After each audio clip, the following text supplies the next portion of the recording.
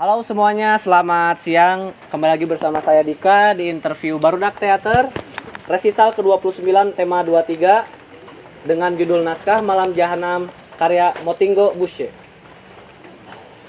Alhamdulillah di siang hari ini kita masih bisa berkumpul.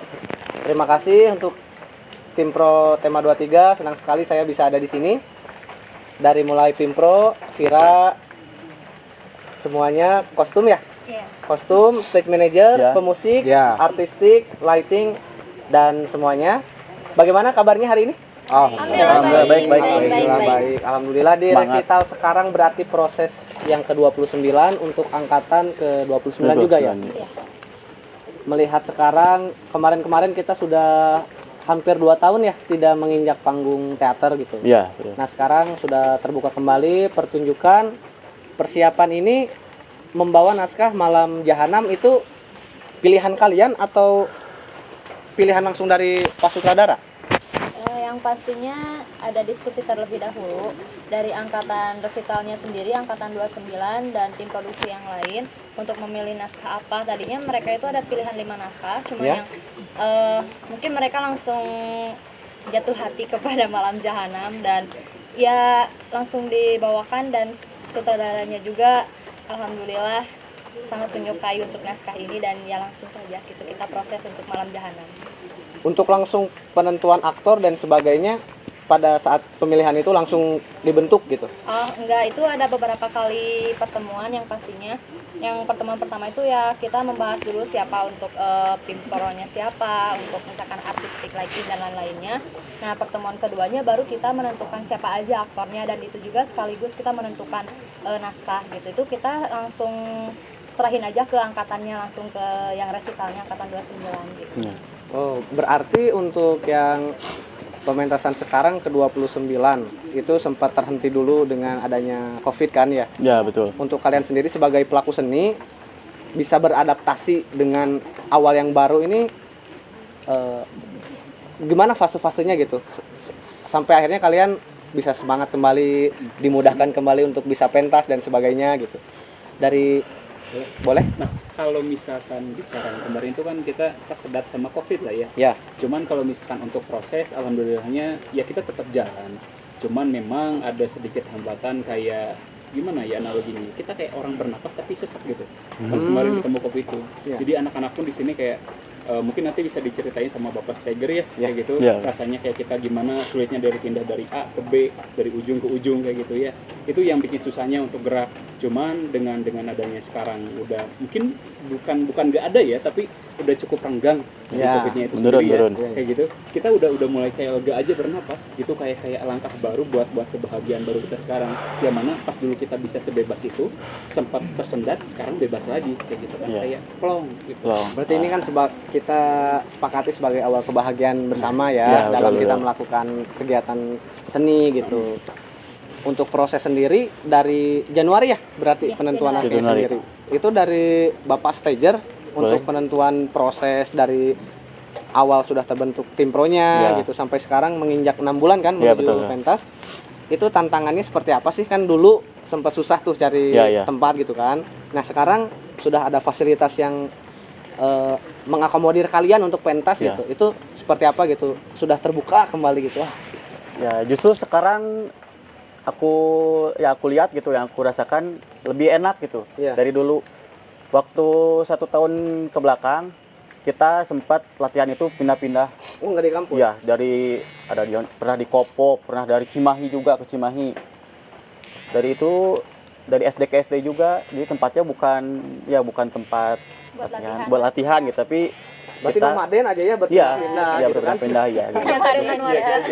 Nomaden gitu. Dan untuk perizinan juga kan itu gak bisa malam juga gitu waktu itu. Jadi kayak ke warga setempat gitu kan. Jadi banyak lah tantangannya. Kalau sekarang kan mungkin udah Covid-nya udah menurun. Dan ya kampus juga sudah dibuka. Jadi kita bisa kembali lagi gitu. Ya mungkin sekarang waktunya agak dikurangin gitu. Ya mungkin juga bebas kan dulu gitu. Oh, tapi kampus pun ada minimalisir gitu ya, kan? Ada minimalisir. Jam berapa? Berarti untuk mengkoordinasi para tim pro yang lain, baik aktor, sutradara, apalagi sekarang udah padat banget berarti latihannya. Ya, ya. Udah padat gitu Ya, latihannya. udah padat ya. Setiap hari atau Kita udah masuk setiap hari. udah setiap hari? Ya, sekarang udah beberapa minggu lagi mungkin ya. Dari sekarang ya dari pentas. Mungkin kita bakal maksimalin gitu dari waktu sekarang. Berarti kalau sudah menginjak sekarang mendekati pementasan, saya mau coba tanya ke bagian kostum, berarti kostum.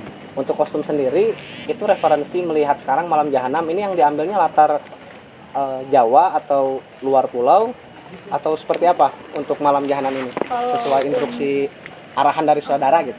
Kalau untuk pengambilan kostum sih kita lihat dari latar Jawa ya. Tahun berapa? Sekitar 60-an, 1960 ya. Iya. Sekitar segitu sih. Terus dari kostum juga itu kita mencari referensi dari beberapa aktor atau tim pro yang lain. Lalu kita diskusikan dengan sutradaranya langsung sih gitu. Ada penawaran-penawaran yang diberikan gitu ya. Iya. Berarti berbarengan juga dengan make up gitu kan? Iya, Karena harus betul. matching kan, misalnya Iya. kostum apa make up. Iya. Itu untuk make up sendiri berarti dari kostum nih, misalnya make upnya lebih ke daerah kampungnya atau gimana gitu kalau dalam make up di Malam Jahanam ini? Iya. Untuk Kota makeup gitu. sendiri disesuaikan dengan karakter aktor yang dibawakan juga. Selain dari latar tahun juga kita lihat dari latar si aktor itu sendiri, Umurnya ya. Oh. terus dari tempatnya juga. Dia tuh dari kalangan menengah ke atas atau menengah ke bawah, itu harus diperhatikan dengan detail kan, dengan seperti umur misalnya di sini itu umur aktor yang cowok Soleman dengan Mat Kontan itu sekitar 30-an. Berarti kita harus perhatikan dengan kerutan-kerutannya, dengan karakternya yang terbilang sombong untuk si Mat Kontan ini. Jadi dibikin dengan karakter yang seperti itu. Berarti harus bisa merubah di atas panggung itu yang bentuk wajahnya cute gitu kan. Gimana caranya dibikin Sangat. Iya. sangar kayak gitu. Iya, sebisa mungkin karena untuk Sedetail itu ya? penunjangnya. Iya. Kalau sedetail itu kan baik dari kostum maupun make up juga dari artistiknya juga harus mendukung berarti. Iya, pasti. Itu untuk konsep termasuk artistik bukan Ibu Messi? Oh, untuk artistik sendiri kita ada timnya. Oh, untuk Saudara Himat. wah kebetulan berarti kalau ini tentang artistik konsep 60-an nih. Iya. Itu Jawa sendiri bagaimana kita untuk sebagai penonton nantinya menonton bahwa ini kental banget nih Jawanya gitu. Apa yang ditunjukkan nanti dari artistik? Kalau untuk kentalnya sendiri mungkin pertama dari latar tempatnya. Memang untuk secara zonasinya kan kita di daerah Jawa ya. Ya. Cuman pas kemarin tuh kita ada diskusi tentang ternyata ini tuh di pantai kayak gitu. Paling dominannya kita lihat dari pantai di sana tuh kayak gimana kayak gitu. Nah, selepas dari sebelumnya ada diskusi sama saudara, ternyata permintaannya gini nih kayak gitu kan ya. Nanti ada semacam realisnya kalau misalkan di pantai sana kayak gini nih kayak gitu. Dan kebetulan menariknya untuk sekarang kita emang bener pure bikin ya kayak pantai. Nanti pas nanti masuk ke kelas kayak gitu, itu di pantai kayak gitu kan. Terus untuk rumahnya pakai jerami-jerami, pakai bilik kayak gitu. Terus adapun yang menariknya tuh kayak ini loh, bebauan gitu kan. Kalau misalkan kita bicara bebauan pantai itu kan abstrak lah ya, maksudnya back on Identik dengan gersang juga nggak sih? gersang, Iya. Asin gitu ya? kan. Maksudnya memori tiap orang kan beda-beda. Amis, gitu. amis. Nah, yang menariknya nanti kita dari tim artistik juga mau coba buat membawakan itu. Jadi nanti mungkin kawan-kawan yang nanti datang gitu ya selama pementasan ya selamat menikmati bau-bauan itu gitu. Abu-abuan gitu. Jadi memang ya secara latarnya yang udah tadi teman-teman kostum dan makeup katakan, kita sesuaikan juga dengan itu. Kayak gitu. Ya. Berarti latarnya itu pantai dengan ciri khas bebauan ya? Ya, jadi mungkin maksudnya rumah-rumah warga gitu loh yang ada di sekitaran pantai. Identik kayak nelayan lah gitu ya? Dominannya kan nelayan kayak gitu loh. Jadi memang nanti bebauan kayak mungkin ya ikan-ikan laut ataupun bau-bau yang semacamnya lah ya. Yang kayak gitu nanti kita bawakan juga. Adapun dari sisi latar rumahnya atau yang kayak gitunya itu kita ya mungkin kayak kapal, mungkin nanti ada kayak gitu-gitu ya. Rumah-rumahnya, setelan-setelan kayak gitunya. Jadi untuk kelengkapannya seperti itu ya. Ini teman saya juga artistik kebetulan. Artistik juga? Ya. Oh, berarti PR juga termasuk untuk bisa mengangkat, dilihat ya oleh penonton dari latar itu kan menyesuaikan ada pantulan cahaya warna-warna tersendiri ya untuk menguatkan bahwa ini latarnya di pantai dan juga di Jawa gitu. Iya. Kalau berarti untuk ada perpaduan dengan lighting. Ada. Jadi Oh, iya. memang tepatnya itu kalau nggak salah ini latar waktunya itu malam ke sore atau sore ke malam sih? Malam. Malam ya, malam. Kayak Oh, gitu. Jadi Ibu Uyun sebagai Nah, lighting ya? Oh iya, itu ada. Itu bisa memadukan suasana artistik yang tadi katanya pantai banget nih, pantai banget, lalu dengan lighting yang bisa dilihat apakah ini siang hari, malam hari, ataupun dengan dikaitkan dengan emosi-emosi aktornya gitu. Iya. Itu tawaran yang nanti disajikan seperti apa untuk konsepnya? Paling kalau kayak gitu lebih di permainan warnanya mungkin ya, karena itu kan situasinya tuh malam, otomatis kayak gelap kan ya kalau misalnya situasi malam di pantai kayak, tapi kita tuh situasi malam tapi memberikan yang terang gitu gini, jadi si muka aktornya tuh masih tetap kelihatan, sama permainan warnanya mungkin ya, kayak lebih ke dramatisnya, sendunya mungkin dipermainin gitu lewat lighting. Oh, ada perpaduan misalnya seperti biru dan merah. Iya. Hmm. Jadinya ungu gitu kan. Nanti ada kayak per detik berpindah gitu untuk Ya emosi itu yang sih variasi marah. dari lighting nanti ada. Variasi. Variasi dari lightingnya. Ya. Itu mah Kolaborasi dengan musik juga ada nanti. oh dengan musik. Iya. Main. Berarti kalau misalnya pemusik ini tuh ada dari pemusik sendiri nih, dari Kang Fredrik, Kang Kemi dan juga Kang Buki. Ini sebagai apa dari pemusik? Saya gitar. Kalau Saya main keyboard. instrumen gitar juga. Ini kan sesuatu yang baru juga ya untuk kalian yang terbiasa di panggung membawakan ya musik pada umumnya gitu, untuk menyentuh ke background musik teater itu ada hal yang baru atau memang sempat juga pernah mengisi di teater ini untuk musik sendiri? Kalau saya sih baru terjun, tapi sempat ikut beberapa kali. Terus kalau untuk ngisi musiknya itu baru sekarang.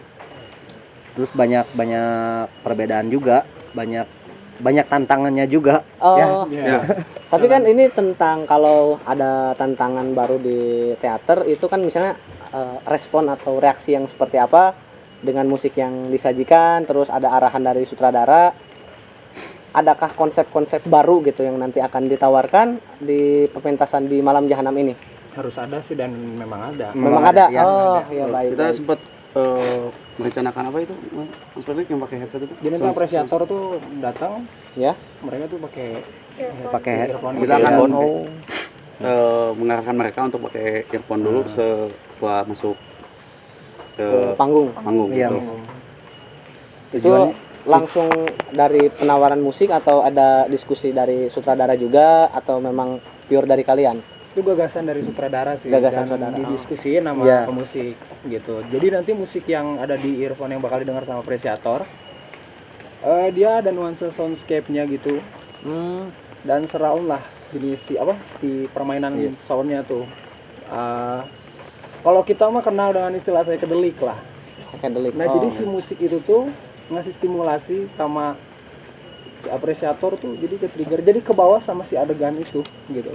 Untuk membuka pikiran. Nah, sebagai gerbang masuk selamat menyaksikan gitu lah ya. Bisa jadi. Si penonton itu biar lebih fokus gitu, nonton drama teater itu biar lebih fokus. Jadi kita berdiskusi sama Mas Egi untuk bikin gimana sih caranya biar penonton itu ngelihat pertunjukan itu teh serius gitu, terus ke bawah gitu, emosinya teh dapat gitu. Berarti saat masuk nanti penonton itu diarahkan langsung misalnya dari loket masuk langsung pakai earphone atau konsepnya seperti apa? Langsung pakai? Nanti barcode dulu ya. Di barcode. Ketika Oh, pakai barcode. Oh ya, scan barcode dulu. Untuk Baru si- sekali. untuk Sangat menarik play ya, sound sound itu. Ya, betul. Dari barcode masuk dari earphone supaya mendengarkan instrumen psychedelic berarti ya. Ya. Ya, betul. Jangan lupa bawa earphone. Oh, berarti nanti ada pengingatnya ya Iya, gitu. nanti. Ya. Direkomendasikan. Direkomendasikan. Berarti sekarang sisa berapa minggu lagi menuju pementasan dari tim? Ntar 2 minggu kayaknya. dua 2 minggu. Dua minggu lagi. Iya, 2 minggu lagi. Catat kawan-kawan semuanya, catat 2 minggu lagi kita mempersiapkan diri untuk menyaksikan Malam Jahanam.